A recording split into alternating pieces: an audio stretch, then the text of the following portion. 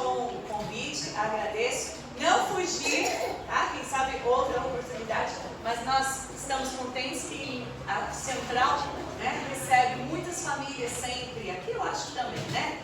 Foz, por causa dessa situação, tá ali de fronteira, então nós estamos há alguns anos tendo o privilégio de conviver com essa família linda, que é o Wallace, estudante de medicina lá no Paraguai, sua esposa Michelle, que é professora de matemática.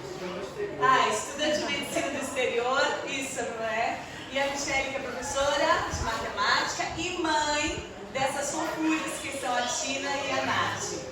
Então, para honra, para louvor ao Senhor, eles vão então trazer a mensagem de hoje, tanto falada como cantada, que vocês já ouviram antes. Amém.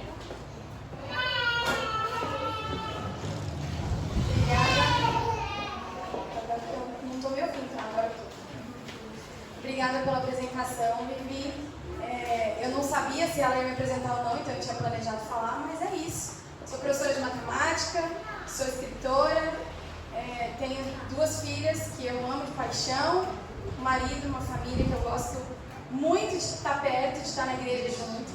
E o assunto de hoje, ele é sobre isso. Quando a Vivi me chamou para falar, ela falou, olha, o assunto é sobre o sermão do Quebrando Silêncio, sobre família. E apesar de não ser um assunto que eu falo constantemente, assim, pelo menos em público, né? A gente sempre conversa muito sobre isso, é um assunto que eu gosto muito de conversar. Então hoje o que a gente vai ter aqui é uma conversa, vou conversar com vocês e trazer um pouquinho desse assunto que eu acho que é importante em todas as etapas da vida, né? Quando a gente é criança, é importante a gente saber o que é que a gente precisa esperar e o que é que a gente precisa fazer pela nossa família. Quando a gente é jovem, a gente precisa entender o que é família para conseguir construir uma família de acordo com o que Deus quer pra gente. E quando a gente é adulto, a gente precisa sentir na nossa família a base de tudo aquilo que a gente já viveu e do que a gente quer passar para os nossos filhos e para as pessoas ao nosso redor. Então, família é tudo aquilo que Deus planejou pra gente. E aí, para começar esse assunto que é tão importante, tão necessário, a gente precisa entender como foi a instituição da família, como que foi o início disso e o planejamento na cabeça de Deus, né? De acordo com o que Ele quer e o que Ele esperava que fosse a nossa família. Em Gênesis 2:24, a gente tem ali o que é conhecido como a certidão de casamento de Adão e Eva. E foi uma cerimônia realizada pelo próprio Deus. Então vamos abrir, vamos ler essa passagem. Gênesis 2:24, está ali no comecinho da Bíblia.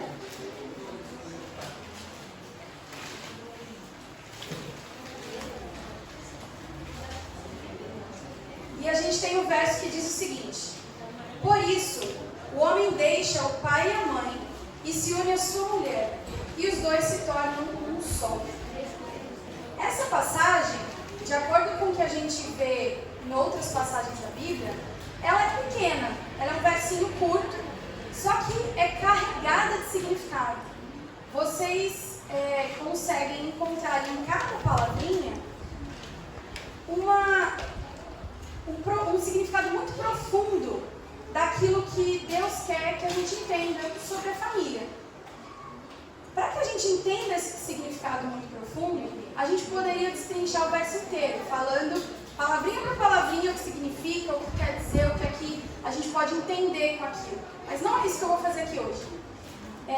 Eu quero que a gente entenda hoje esse verso de uma maneira muito, muito simples. E para isso, a gente vai resumir ele, vai deixar ele um pouquinho mais curto do que ele já é, para poder entender o que está por trás disso.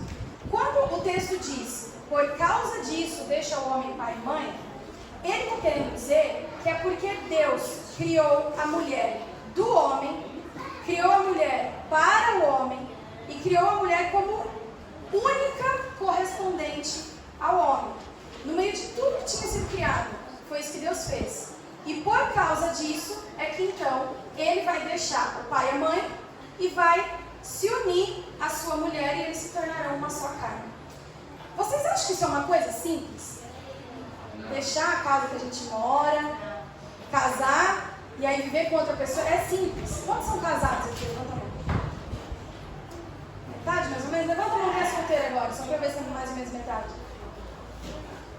A maioria é casada, na verdade.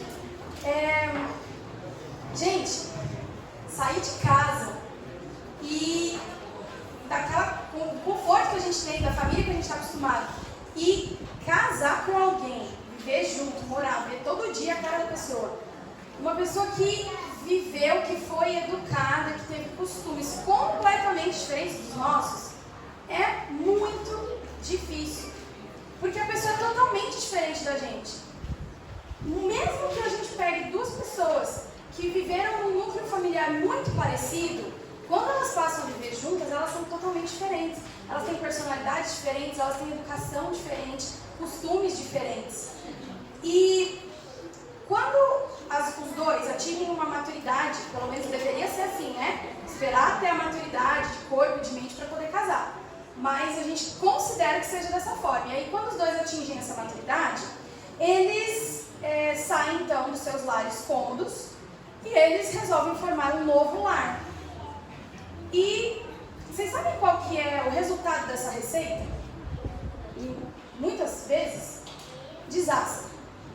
Não se assustem, porque é isso mesmo. Vem aqui, amor. Preciso de você aqui um minutinho. Eu vou perguntar uma coisa pra ele, que eu tenho certeza de qual vai ser a resposta. Eu quero que você diga o que é que a sua mãe sempre fez pra você na hora de comer. Colocou a comida no prato. E o que ela falava pra você na hora que ela ia fazer isso? Essa aí é fácil. Muito pouco, mais ou menos.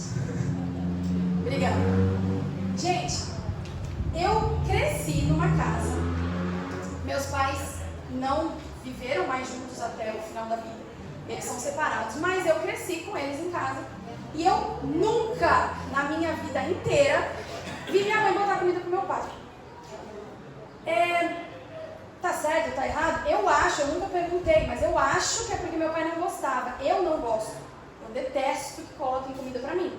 Eu sou metódica demais, como diria meu marido. Eu gosto das coisas do meu jeito. Então eu não gosto, eu não cresci vendo isso. Pra mim, é uma coisa totalmente insignificante. Mas vocês acham que pra ele é insignificante? Ele cresceu com isso. É um gesto de carinho, significava trocentas coisas pra ele quando a gente casou. Vocês acham que isso não gerou um conflito ali no começo? Porque a gente precisa sair do nosso núcleo, de onde a gente está acostumado, daquilo que a gente está vendo, e a gente precisa agora decidir como é que vai ser a regra na nossa casa. O que é que a gente vai fazer, desde as coisinhas pequenas até as coisinhas maiores, gigantescas, que podem em algum momento causar conflito.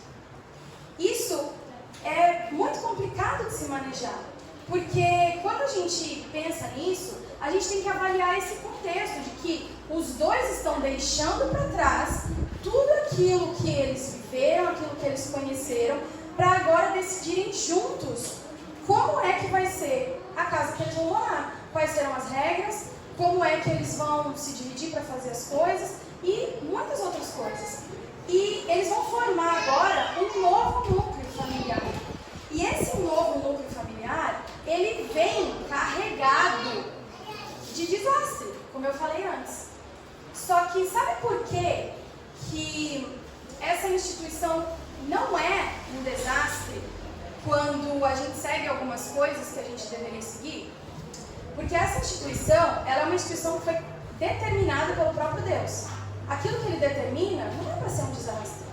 Aquilo que ele determina é algo que vai ser muito bem sucedido e que vai ser para o nosso bem, certo? Só que para que a gente consiga viver todo esse sonho que Deus tem pra gente na família, na criação de um núcleo familiar, a gente precisa seguir a receita que ele deixou. Porque se foi ele que instituiu, e sem essa receita que ele deixou, a nossa família vai ser um desastre, se a gente não seguir, a gente já sabe aonde vai terminar. Mas se a gente seguir, a gente também tem como saber onde vai terminar. A gente vai ter o que Deus sonhou pra gente, que é uma família incrível. Muitas vezes a gente fica tentando entender o que é uma família incrível. E hoje, no sermão, nessa mensagem que Deus conseguiu traduzir na minha vida com vocês esse mesmo significado. O que é uma família incrível? Como construir uma família incrível? Deus deixou pra gente 4 ingredientes na Bíblia. E a gente vai descobrir onde eles estão hoje. E antes de eu falar para vocês quais são esses 4 ingredientes, a gente precisa entender que famílias não são incríveis por acidente. Tipo, nossa, eu tenho uma família incrível. Minha família é maravilhosa. O que vocês fazem? Não, a gente não faz nada, a gente só vive junto. Isso não acontece. Não dá certo, com certeza. Famílias incríveis só são incríveis se seguirem esses 4 ingredientes, passo a passo da receita. Então vamos lá? O primeiro ingrediente para criar uma família incrível é que famílias incríveis se divertem juntas. Vamos ver onde é que isso está escrito? Eclesiastes 8:15 e em seguida 9:9. A minha Bíblia está na mesma página, então acho que vai ser fácil de achar. Todo mundo que encontrou diz amém. Eclesiastes 8:15 primeiro e depois a gente vai ler o 9:9, que está logo em sequência. Amém? Amém? Então vamos lá, vou ler o 8:15. Diz o seguinte: recomendo, portanto, que as pessoas aproveitem a vida, pois a melhor coisa a fazer neste mundo é comer, beber e alegrar-se. Assim terão algo que os acompanhe em todo o árduo trabalho que Deus lhe dá debaixo do sol. Antes de eu comentar, vamos já ler o de baixo. É o Eclesiastes 9:9. Ele diz o seguinte: viva alegremente com a mulher que você ama, todos os dias dessa vida sem sentido que Deus lhe deu debaixo do sol, pois essa é a recompensa por todos os seus esforços neste mundo. Lá no primeiro verso, quando ele fala que a gente deve aproveitar a vida, não é aproveitar a vida e usufruir as coisas sem limite que o mundo dá pra gente. Não é isso. Porque isso aí seria só responsabilidade, não seria aproveitar a vida. Mas esse aproveitar a vida significa que a gente deve viver juntos e alegres o tempo todo. A gente viu agora na lição que a gente estava estudando, alegria o tempo todo não quer dizer que você nunca vai passar por dificuldade, não é isso. É que a gente tem que estar alegre mesmo na dificuldade. E aqui a gente entende que a gente tem que estar alegre juntos. Já viram aquela situação em que fora na igreja, no trabalho, na escola, tá todo mundo sempre sorridente, porque, né, vamos ali fazer o social e tal, e em casa a pessoa tá sempre carrancuda? A gente tem que estar feliz, a gente tem que estar junto.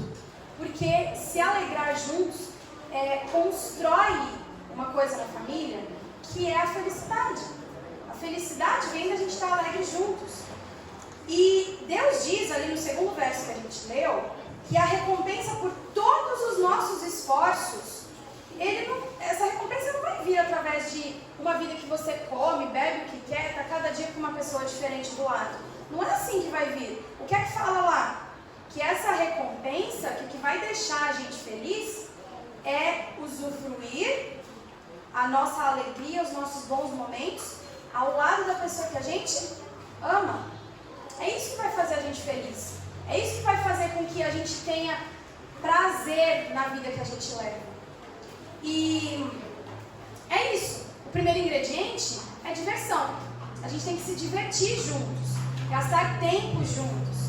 É muito comum que em cada fase da vida que a gente leva, a gente acaba gastando tempo e convivendo muito com pessoas que estão mais ou menos na mesma fase que a gente, certo?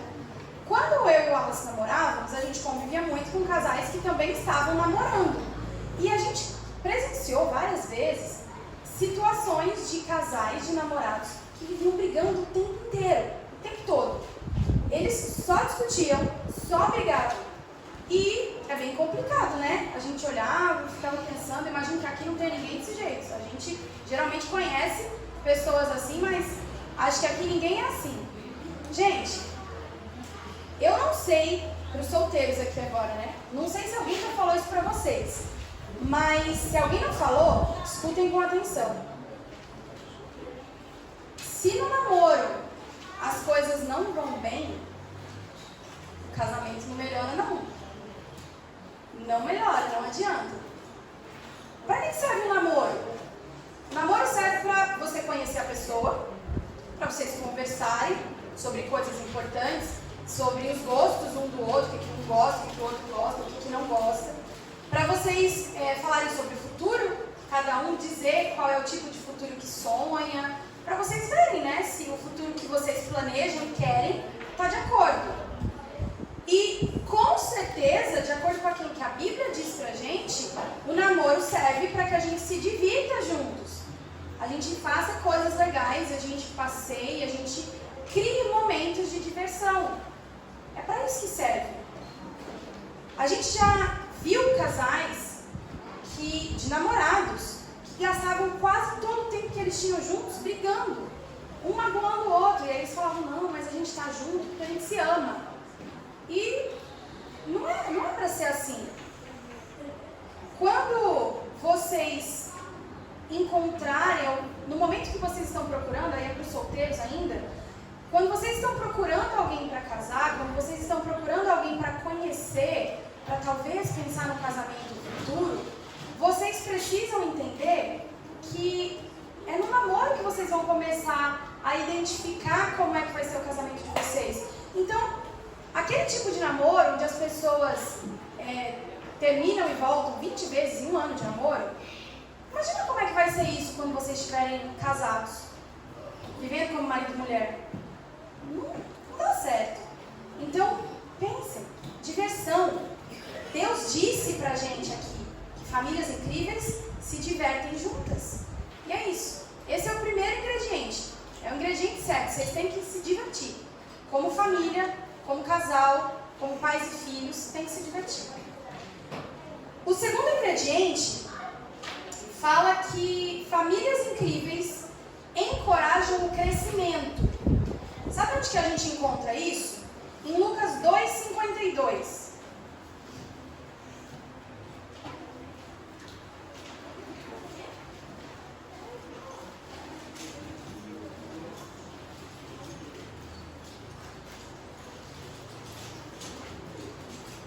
Lucas 2:52, todo mundo achou?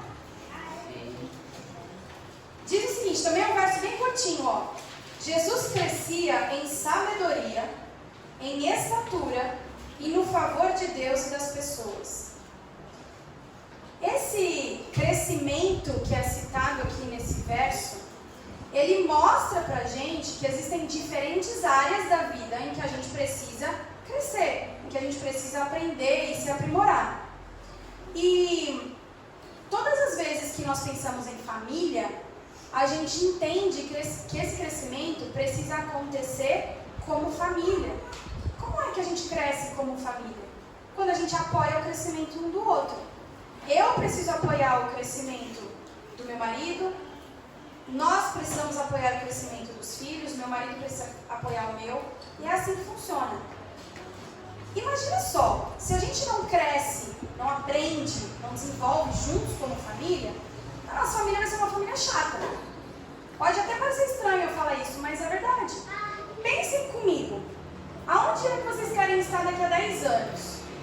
O que é que vocês querem fazer de diferente? O que é que vocês querem estar fazendo na vida de vocês daqui a 10 anos? Qual você gostaria que fosse o seu conhecimento daqui a 10 anos? Como é que você gostaria que fosse o teu relacionamento com Deus daqui a 10 anos? Tua saúde física? Tem coisas que a gente fala, não, tá bom como tá agora, eu gostaria que fosse igual, mas não é para tudo.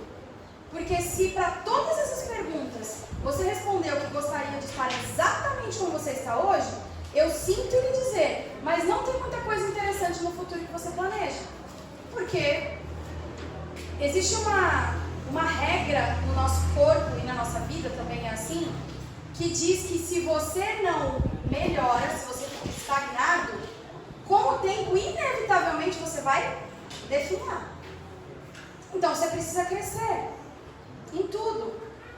E quando se trata de crescimento em família, a gente precisa encorajar um ao outro. A A gente precisa ajudar um ao outro. A gente precisa incentivar. Esse crescimento, de acordo com o texto que a gente acabou de ler, ele acontece em várias áreas da vida. E é muito legal que a gente liste algumas dessas áreas, porque a gente precisa trazer de uma maneira prática, lembrando que a gente está tratando aqui de duas pessoas que deixaram o núcleo familiar que elas conheciam e que passaram então a formar um novo núcleo familiar, como marido e mulher e possivelmente como pais. Então, qual é o tipo de crescimento, de aprendizado que a gente precisa ter? Vamos citar alguns práticos aqui. O que é que você faz com sentimentos? A gente precisa aprender isso. Geralmente, a gente aprende isso quando é criança. Só que, venhamos e convenhamos, né? Não é fácil. A gente precisa continuar aprendendo isso constantemente. Porque mesmo depois de adulto também, a gente tem situações em que a gente não sabe o que fazer com aquilo que a gente está sentindo, seja o sentimento que for. Outra coisa, como você lida com conflitos? Isso aí é bem complicado. A gente tem situações em que existem mais ou menos, pelo que a gente vê, geralmente, assim, né, no geral, dois tipos de pessoas que lidam na hora de lidar com conflito. O primeiro é o porco-espinho, já viram? Se sente acuado, ele faz o quê? Alfineta tudo que está em volta dele. E o segundo, a tartaruga. Se sentiu acuado, faz o quê? Se esconde. Geralmente, o porco-espinho é casado com a tartaruga. E aí é complicado. Bem complicado mesmo. A gente precisa aprender juntos. Precisa ensinar as crianças para tornar mais fácil quando é adulto, mas mesmo assim a gente precisa continuar aprendendo. A gente tem que aprender juntos como lidar com conflitos. Outra coisa importante para o crescimento, né? Um assunto muito importante no crescimento da família. Como é que a gente lida com as perdas? Como é que a gente ensina as crianças a lidarem com as perdas? Porque elas vão vir. Uma hora ou outra, seja de que assunto for, de que natureza for, as perdas vão vir. E como é que a gente vai lidar com elas? O que é que a gente vai fazer na hora que a gente perder alguma coisa ou alguém que é muito importante para a gente? A gente precisa saber o que fazer. Outra coisa, quais são os valores importantes que a gente tem e que a gente está passando para os nossos filhos? É essencial. Hoje em dia a gente olha na televisão. Quais são os valores que a televisão ensina pra gente? São esses valores mesmo que a gente quer na nossa família? Porque se não são, a gente precisa começar a substituir o tempo de televisão por outras formas de adquirir valores. Porque até onde a gente entende, até onde a gente como cristão consegue reconhecer, a televisão não traz bons valores para a nossa família. E se a gente quer ter esses bons valores, a gente precisa começar a buscar em outras fontes. Outra coisa importante que a gente precisa crescer, a gente precisa adquirir bons hábitos. Muitas vezes eu sou professora, né? Eu dou aula para crianças de 10, 11, 12, até 15 anos mais ou menos. 16. É que eu não estou no ensino médio esse ano, mas eu já dei aula para os alunos mais velhos. Mas a gente encontra, infelizmente ainda, famílias que acham que ensinar boas maneiras para os filhos é a responsabilidade da escola. E não é. Gente, aonde que a criança aprende a lavar a mão depois que suja? É em casa. Aonde que a criança aprende a falar, por favor, obrigada, com licença? Aonde? É na escola? Na escola se reforça isso, é claro. Mas não é na escola. Não é a escola que tem o dever de ensinar. É a família. É na família que a gente aprende a comer bem. É na família que a gente aprende a se exercitar.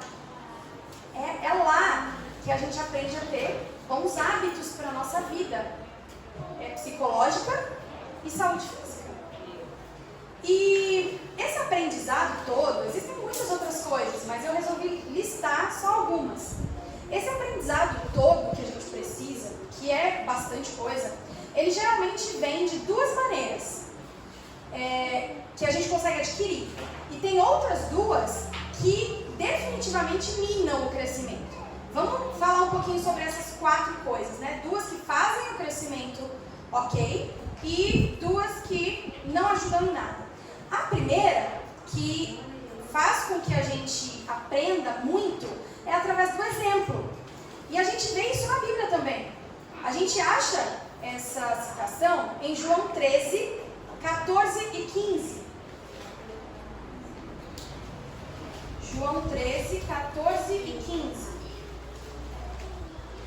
A gente encontra Jesus falando o seguinte: e uma vez que eu, seu Senhor e Mestre, lavei seus pés, vocês devem lavar os pés uns dos outros. Eu lhes dei um exemplo a ser seguido. Façam como eu fiz a vocês. Jesus deu o exemplo, a gente tem que seguir. Não é isso que ele fala? O exemplo ensina. É isso. Direto. A gente vê, a gente faz. Outra forma que faz com que a gente consiga aprender bem as coisas é através de conversas sérias. Querem ver? Deuteronômio 6, 7. Vamos voltar lá no comecinho da Bíblia. Bem antes do João, onde a gente está.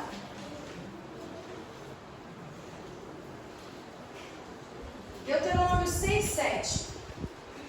Nesse contexto aqui, antes de ler o verso, eu vou explicar qual era o contexto aqui. Deus estava ali falando com o povo de Israel, depois da saída deles, depois de tudo aquilo que eles tinham vivido, no momento em que eles estavam se estabelecendo no lugar onde eles iam morar e o tempo que eles iam viver ali, Deus fala para eles várias regras de coisas que eles deveriam fazer no povo. E uma das coisas que ele diz é o seguinte, 6:7, Deuteronômio 6:7. Repita-as com frequência. Estava falando sobre as palavras de Deus, as coisas, as histórias que eles tinham vivido. Repita-as com frequência a seus filhos. Converse a respeito delas quando estiver em casa, quando estiver caminhando, quando se deitar e quando se levantar. Conversas sérias. A gente aprende quando a gente conversa sério. Você senta, você explica as coisas. Quem tem criança pequena ou já teve algum dia sabe que não é fácil fazer isso. Porque tem hora que a criança não quer e você tem que simplesmente falar, então tá, você vai fazer e acabou. Mas nos outros momentos em que a criança não está agitada, o que a gente precisa fazer para ensinar? Conversar, explicar várias e várias vezes. E Deus fala isso pra gente. É isso que a gente tem que fazer. Conversar. São as duas formas que a gente aprende, pelo exemplo e conversando. Mas e as formas que não ajudam em nada? O que é que faz com que a gente definitivamente não cresça, não consiga aprender alguma coisa? A primeira coisa que mina muito o crescimento de alguém está em Efésios 6:4. E aí eu vou ler o verso e depois eu vou falar sobre isso. Efésios 6:4. Eu demorei um pouquinho a conseguir compreender o que estava querendo dizer esse verso. Diz o seguinte: pais, não tratem seus filhos de modo a irritá-los. Antes, eduquem-nos com a disciplina e a instrução que vem do Senhor. Ali no comecinho, a gente fica tentando entender o que significa isso de tratar os filhos de modo a irritá-los. E depois de muito ler, Deus colocou na minha mente, eu acredito nisso, eu encontrei uma citação de Ellen White no livro Mente, Caráter e Personalidade, volume 1, capítulo 20, que explica muito bem o que esse verso quer dizer e responde à nossa pergunta anterior. O que é a primeira coisa que faz com que a gente não consiga crescer, que a gente não consiga aprender nada? A crítica. Olha só o que Ellen White diz. A crítica abre as portas para Satanás. Pais e mães, ponde-vos em guarda. Seja a vossa conversa no lar agradável e animadora. Falai sempre bondosamente, como se estivesseis na presença de Cristo. Não haja crítica, não haja acusações. Palavras desse teor ferem e magoam a alma. Para os seres humanos é natural falar palavras ásperas. Os que cedem a essa tendência abrem as portas para Satanás entrar-lhes no coração e torná-los ligeiros em relembrar os erros e faltas uns dos outros. demora-se a falar sobre seus defeitos, suas deficiências e proferem-se palavras que levam à falta de confiança em alguém que faz o melhor possível para suprir seus deveres como cooperador de Deus. Muitas vezes lançam-se sementes de desconfiança porque alguém julga que deveria ter sido favorecido e não foi. Críticas, elas nunca ajudam. Nunca. É Deus que diz isso pra gente. A segunda situação que não ajuda em nada no crescimento de alguém é a comparação. E isso é muito complicado, principalmente em família.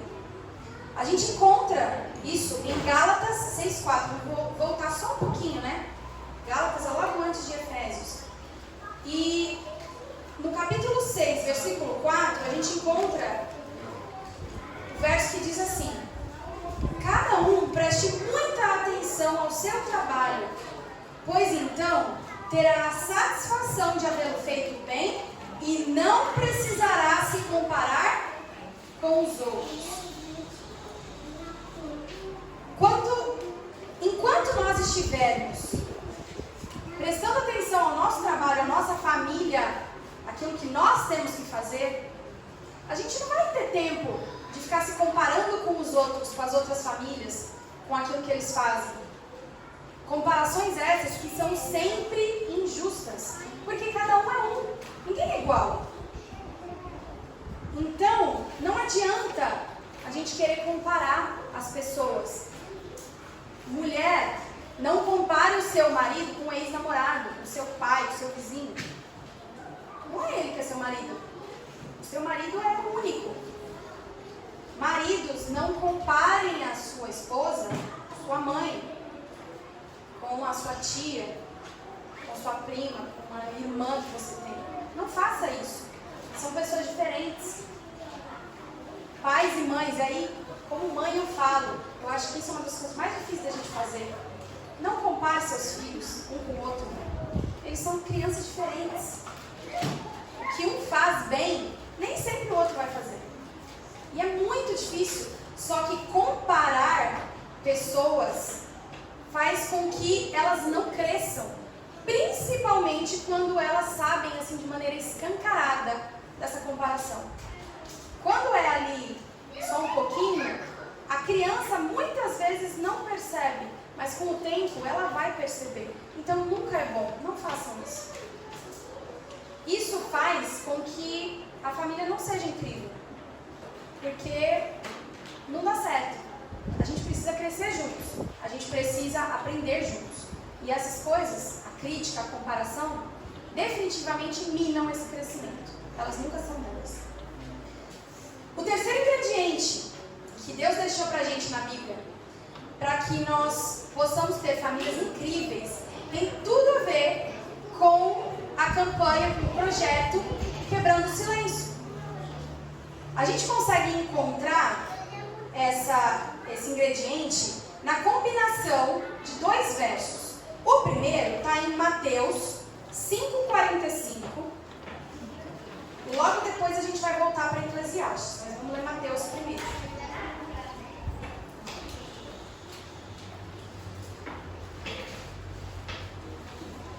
Mateus 5,45. Diz o seguinte: desse modo, vocês agirão como verdadeiros filhos de Deus, seu Pai, que está no céu.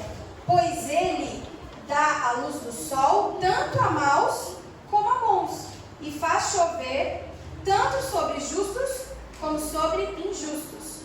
Vamos lá para Eclesiastes, para complementar esse verso aqui, a gente entendeu o que ele quer dizer.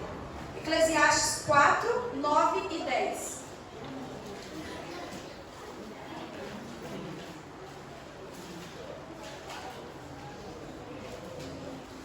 Posso ler? Sim? Eclesiastes 4, 9 e 10. Olha o que fala aqui. É melhor serem dois. É melhor serem dois do que um, pois um ajuda o outro a alcançar o sucesso. Se um cair, o outro ajuda a levantar-se. Mas quem cai sem ter quem o ajude, está em sérios apuros. Quando a gente pega a combinação desses dois versos, a gente entende que diante dos problemas da vida, que foi isso que falava lá em Mateus, todo mundo tem problema. Seja bom, seja mal, seja justo, seja injusto. Todo mundo tem problemas. Diante desses problemas, a gente tem que estar junto, um com o outro, para que a gente consiga proteger a família. Nessa campanha, nesse projeto do Quebrando o Silêncio, que já tem 20 anos, né, Vivi? Tudo que é buscado ali trazer para as famílias é a proteção. Um tem que proteger o outro. Quantos de vocês aqui já tomaram banho de chuva? Levanta a mão. É gostoso, né? Pois é. Mas e quando é uma tempestade? A gente só quer ir para casa, né? Eu me lembro uma vez, eu acho que eu também já tomei banho de chuva várias vezes quando era criança. Mas eu lembro uma vez, assim, se eu fechar o olho eu consigo ver a cena, sabe? A gente morava num prédio onde tinha uma ladeira, né, uma ladeira bem íngreme na rua, e o nosso prédio era bem no final da rua. E eu me lembro que a gente estava voltando de algum lugar, aí eu não lembro o que era, enfim, estava eu, meu pai e meu irmão. A gente voltando de algum lugar a pé, e era uma ladeira bem grande assim, até chegar no prédio. E começou a chover, de repente, uma chuva daquelas tempestades mesmo, muito forte. E a gente começou a correr. A gente correu muito, assim, desceu a ladeira muito rápido. E a gente chegou em casa provavelmente, sei lá, em 1 minuto, talvez até menos. Mas assim que a gente entrou em casa, foi aquele alívio. Por quê? Porque agora a gente estava abrigado, a gente podia se trocar, colocar a roupa seca, ficar quentinho ali, sem ter o perigo da tempestade que estava caindo enquanto a gente estava na rua. A vida de todo mundo é assim. O seu marido pode estar passando agora por uma tempestade dessa. Isso aí simboliza os nossos problemas. A esposa também. Os filhos muitas vezes podem passar por tempestades. E aonde é que eles devem se abrigar? De quem é que eles devem receber a proteção? É da gente. Com quem é que meu marido tem que conversar se a gente vai passando por algum problema? É comigo. Quem é que deve apoiá-lo? Quem é que deve ajudar e falar, eu estou aqui, você está protegido dentro de casa? É na família que isso deve acontecer. É na família que os membros da família têm que conseguir se refugiar. Isso é família. É um proteger o outro. Existem exemplos que são muito claros de tempestades, de problemas que a gente enfrenta todos os dias. E que machucam muitas vezes, que a gente precisa sentir essa proteção. Vou citar 3 exemplos aqui. O primeiro deles, que é muito comum e que afeta muito as crianças, mudanças. Processos de mudança são muito difíceis para as crianças. Para os adultos também, muitas vezes. Mas acho que as crianças ainda não estão acostumadas, né, a viver isso o tempo todo. Elas precisam de proteção, elas precisam de cuidado, de carinho, para entender que ali no círculo familiar delas, elas estão protegidas, independente do que aconteça. O segundo exemplo de tempestade, de problemas que a gente enfrenta muito, constantemente, são ideias prejudiciais. Essa aqui eu demorei um pouquinho para conseguir entender o conceito disso. Mas ideias prejudiciais são aquelas coisas nocivas que Satanás tenta colocar na nossa mente todos os dias. E quando essas ideias começam a surgir na mente de um adulto, quem está do lado dele tem o dever de alertar, de conversar e de instruir sobre as consequências daquelas ideias prejudiciais. E ainda mais quando esse tipo de ideia começa a surgir na cabeça de uma criança, os pais e mães têm o dever de fazer as escolhas certas por eles. E aí eu digo uma coisa muito séria para vocês. Se você tem filhos, mas você não faz escolhas certas pelos seus filhos, você não é pai, você não é mãe. Você está ali só ajudando a criar. Porque o dever do pai e da mãe é proteger os filhos, muitas vezes, deles mesmos. A gente tem que fazer isso. E a terceira tempestade, que também é muito, muito, muito dolorosa de se enfrentar, é a rejeição. A rejeição. É muito complicado, dói demais lá na alma, sabe? Quando você sente dentro do seu coração, é muito ruim ser rejeitado. Em qualquer circunstância. Seja porque é uma menina que está gostando de um menino e o menino não quer saber dela, não quer falar com ela, não quer ser amigo dela. Eu lembro de uma experiência no começo desse ano. A Tina na escola, a Tina é a minha mais velha, que está de vermelho ali sentadinha. Ela sempre foi muito feliz indo para a escola, depois se acostumou e tal. E aí na hora de pegar da escola, eu cheguei, fui colocar ela no carro, ela desabou em choro. Simplesmente, começou a chorar, chorar, chorar, e não havia nada que a consolasse. E eu tentando entender o que tinha acontecido, né? Perguntei para a professora, não sei. E aí depois de muito cavar ali o que tinha acontecido, ela criança de 5 anos, falou, é porque a minha amiguinha não quis brincar comigo hoje. Para ela, aquele sentimento de rejeição matou ela por dentro. Com quem é que ela tem que se refugiar? Quem é que tem que proteger ela desse tipo de coisa? Sou eu, sou a mãe dela. É o pai dela. A irmãzinha tem que abraçar e falar, esquece o que aconteceu lá fora, a gente está aqui para você. É isso que a família tem que fazer. Família tem que se proteger. Família não abandona. É na família o único lugar que a gente precisa ter certeza que a gente nunca vai ser rejeitado. Porque a família não abandona, a família cuida e a família protege. E a quarta coisa, o quarto ingrediente que faz com que a gente tenha famílias incríveis, que foi a receita que Deus deixou para que as nossas famílias sejam incríveis, é que famílias incríveis servem a Deus e servem aos outros. A gente precisa entender o serviço. Muitas vezes a gente não entende o serviço. E a gente também não entende o que isso se relaciona com a nossa família. Mas vamos ler. Uma combinação também de 2 versos. O primeiro está em Hebreus. Hebreus 10, 24.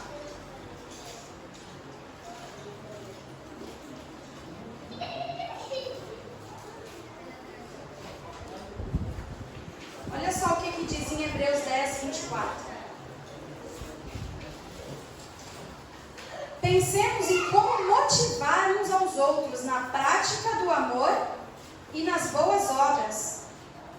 Quando o verso fala sobre motivação, a gente já falou sobre, na família, um incentivar o outro a crescer, um ajudar o outro a crescer, a aprender. Só que essa motivação, ela não é essencial só para os membros da família. Ela não é essencial só para o teu marido, só para a tua esposa, para os teus filhos. Todo mundo precisa disso.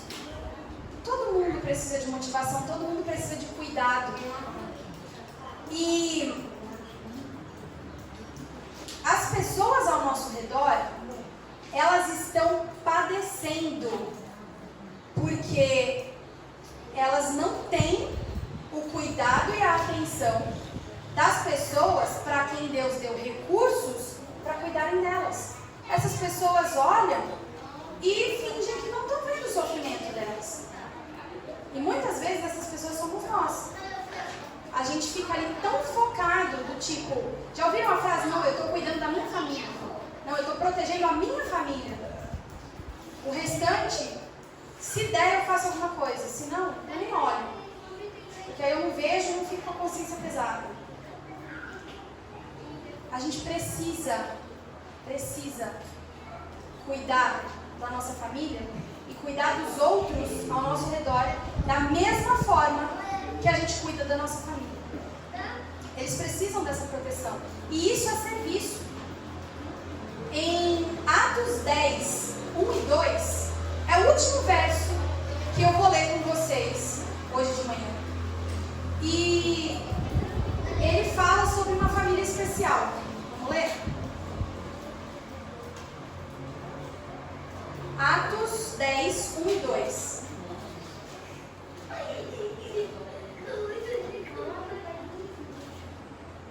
Olha só o que a Bíblia relata sobre essa família. Morava em Cesareia um oficial do exército romano chamado Cornélio, capitão do regime italiano. Era um homem devoto e temente a Deus, como era também toda a sua família. Dava aos pobres esmolas generosas e sempre orava ao Senhor.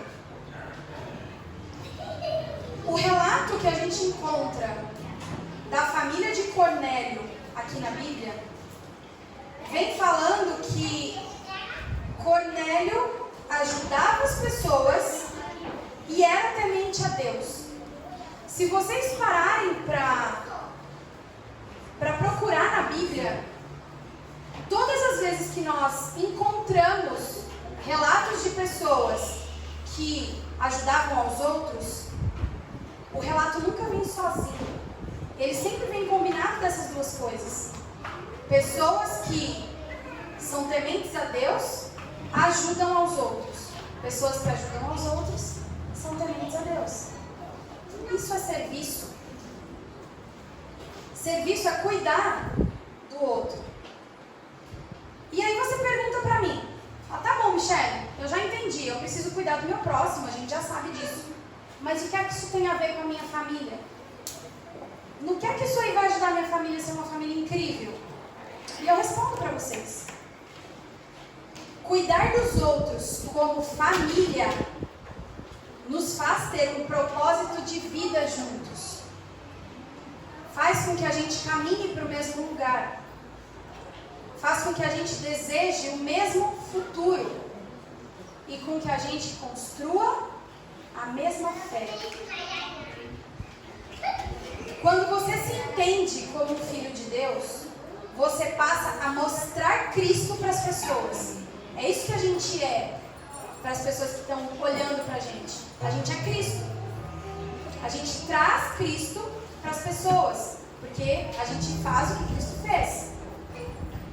E esse foi o exemplo que ele nos deixou. Só que fazer isso sozinho não basta. Sabe por que não basta?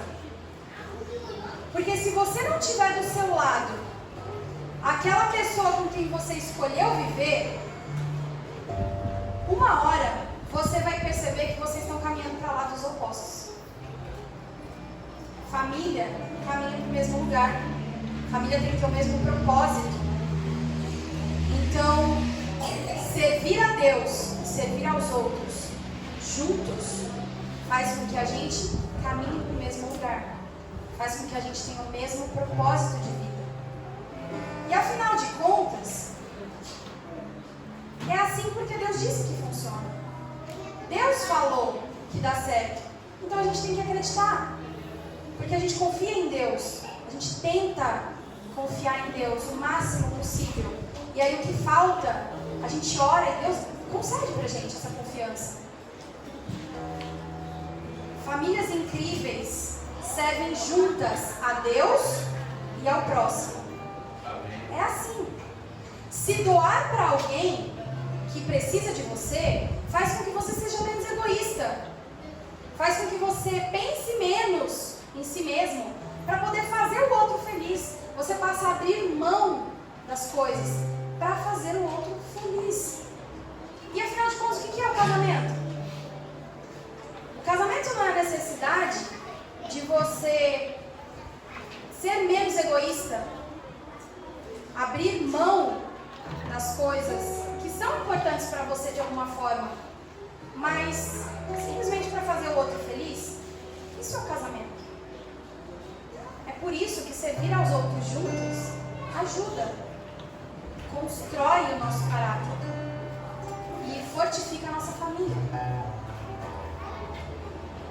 Os 4 ingredientes: diversão, crescimento, proteção e serviço. Deus deixou isso aqui, registrado. escancarado para quem quiser. É só a gente querer, é só a gente fazer. Nesse momento, se você está aí sentado, pensando na sua família, pensando nessa receita, nesses 4 ingredientes, e você está chateado ou está aí para baixo, pensando que a sua família não é incrível, que a sua família não tem mais solução, porque talvez vocês não tenham esses 4 ingredientes. Você precisa se lembrar de uma coisa. Todos nós fazemos parte de uma família maior, que tem Deus como nosso Pai. E é um Pai que não desiste de nós. Amém. Ele está ali sempre do nosso lado. Se a sua família não é perfeita, não tem problema. Porque famílias incríveis, a família que Deus sonhou para nós, ela não é perfeita. Porque infelizmente a gente vive num mundo de pecado. Famílias incríveis são incríveis não por acidente, mas porque elas são intencionais. Elas desejam buscar o resultado que essa receita traz pra gente. Você precisa escolher seguir essa receita. E tudo que Deus quer, quando Ele deixa pra gente a receita de alguma coisa que funciona, tudo que Ele quer é que a gente não desista. Porque a gente pode conseguir. Ele deseja que a gente continue ali lutando para conseguir vencer as batalhas que a gente tem no dia a dia. Ele quer que a gente seja forte, Ele quer que a gente seja corajoso. Porque é nesse momento que Ele, Todo-Poderoso, vai ser o ingrediente mais importante para transformar a sua família numa família incrível. Amém. E nesse momento, você vai poder dizer exatamente como Josué. Vocês lembram? Eu e a minha casa serviremos ao Senhor.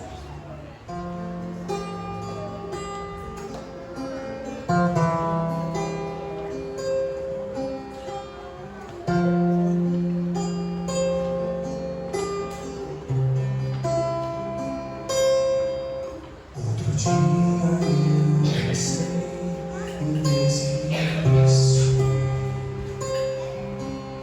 Me senti sem esperar, se angustiar. Uma dor que parecia não ter fim. Então eu não lembrei do que disse.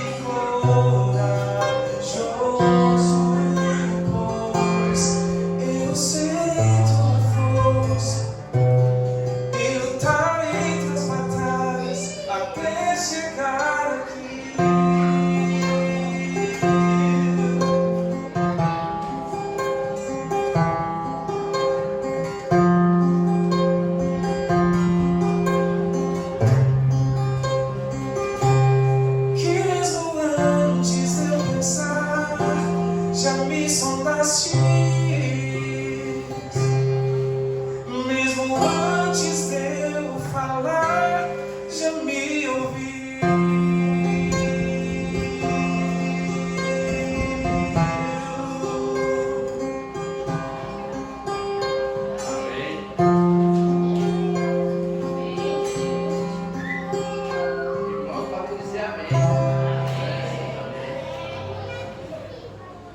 Vamos orar? Querido Pai que está nos céus, nós queremos te agradecer pela oportunidade de estarmos aqui juntos, de aprendermos mais sobre a tua palavra, de conseguirmos entender que o sonho que o Senhor tem para nós, para nossa família, é termos famílias incríveis. Nesse mundo que nós vivemos, provavelmente nossas famílias não serão perfeitas, mas se seguirmos a tua receita, que o Senhor deixou na tua palavra para nós, Amém. com certeza nós atingiremos o teu sonho para nós, que é de ter famílias incríveis. Muitas vezes nós passamos por sofrimentos, nós olhamos para a família que a gente tem e a gente não entende o que pode ser diferente. Nesse momento, é um momento em que a gente precisa mais de Ti. Porque a gente sabe que se o Senhor chegar, todo o resto vai dar certo. Amém. Todo o resto vai funcionar. Amém. Então esteja com a gente. Abençoe a nossa casa, abençoe a nossa família. E coloque no nosso coração e na nossa mente o entendimento de que no momento em que nós cuidarmos uns dos outros, como família e como comunidade, nós estaremos fazendo parte da melhor maneira da família mais incrível deste mundo, que é a tua família, Senhor. Amém. Esteja conosco, inspire nossa mente essa semana, em todas as outras, para que a gente não esqueça de todos os dias procurar na tua palavra quais ingredientes são essenciais para que a gente nunca se afaste de ti. Amém. E para que a gente construa na nossa família um modelo de família que vai estar cada dia mais chegando perto do teu trono de graça. Amém. É isso que nós pedimos e agradecemos. Por Jesus, amém.